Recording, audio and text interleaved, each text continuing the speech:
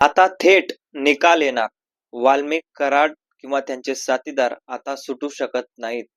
8 जानेवारी रोजी शेवटची तारीख आणि शेवटच्या तारखेदिवशी भयंकर कांड किंवा भयंकर शिक्षा ही होऊ शकते. असं काय घडलंय ज्यामुळे शेवटची सुनावणी आपण म्हणतो किंवा शेवटच्या सुनावणीमध्ये आता शिक्षा थेट सुनावली जाऊ शकते आणि शिक्षा सुनावली जाऊ शकते. तर कोणती शिक्षा जास्तीत जास्त सुनावली जाऊ शकते? नेमकं काय घडलंय हेच आपल्याला या व्हिडिओमध्ये थोडक्यात पाहायचं आहे. नमस्कार, मी रणजित. मंडळी, महाराष्ट्रामध्ये वाल्मिक कराड संतोष देशमुख हत्या प्रकरणामधली महत्वाचं नाव चर्चेत आहे. ते वाल्मिक कराड जे धनंजय मुंडे यांच्या जवळचे सहकारी कधी काळचे मानले जायचे. धनंजय मुंडेंचे जवळचे सहकारी सोडाच, पण त्यांचे कामकाज सुद्धा बघणारा हा माणूस म्हणजे वाल्मिक कराड. आणि या वाल्मिक कराडांवर मोठमोठे आरोप झाले. खंडणीला अडचण येत असल्यामुळे संतोष देशमुखांचा निर्घृणपणे खून करण्यात आला. ज्या आरोपींनी खून केला त्या आरोपींचा मुख्य कोण, तर मुख्य वाल्मिक कराड. अशा प्रकारचे पुरावे देण्यात आले, पुरावे सादर करण्यात आले कोर्टामध्ये.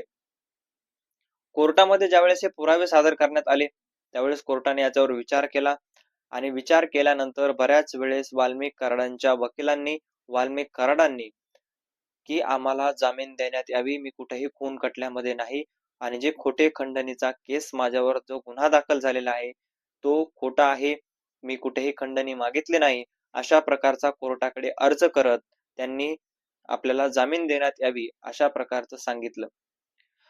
वकिलांनी प्रयत्न केले, वकील झटले, मात्र कोर्टाने सगळा विचार केला, सगळी बाजू ऐकून घेतली. दोन्ही बाजूने ज्यावेळेस ऐकून घेतल्यानंतर वाल्मिक कराडांचा अर्ज 2-3 वेळेस जामिनासाठीचा अर्ज हा फेटाळण्यात आला. औरंगाबाद खंडपीठाने सुद्धा याआधी सुद्धा अर्ज जामिनासाठी देण्यात आला होता वाल्मिक कराड यांच्या वकिलाकडून, मात्र तोही फेटाळण्यात आलेला आहे. आणि आता सगळ्यात महत्वाचं म्हणजे वाल्मिक कराड यांच्यावर जी काही 23वी सुनावणी पार पडली संतोष देशमुख हत्या प्रकरणामधली, त्या 23व्या सुनावणीमध्ये थेट आरोप निश्चिती कोर्टाने केलेली आहे. आता आरोप निश्चिती म्हणजे काय, चार्ज फ्रेम म्हणजे काय, तर आरोप निश्चिती म्हणजे या आधीचे जे काही कोर्टासमोर मांडलेले मुद्दे आहेत ते सगळे निश्चित आहेत. त्यांच्यावर गुन्हा निश्चित केलेला आहे, ह्यांनी गुन्हा हा केलेला, या कारणामुळे गुन्हा केलेला आहे हे पूर्व स्थितीमध्ये कोर्टाला समजलेलं आहे की हे गुन्हे जे काही पुरावे आपल्या सगळं आलेले ते सगळे पूर्वस्थितीमध्ये आपण निश्चित त्यांच्यावर केलेले आहेत की या कारणामुळे यांनी संतोष देशमुखांना मारलेला आहे किंवा पूर्वनियोजित ही हत्या होती.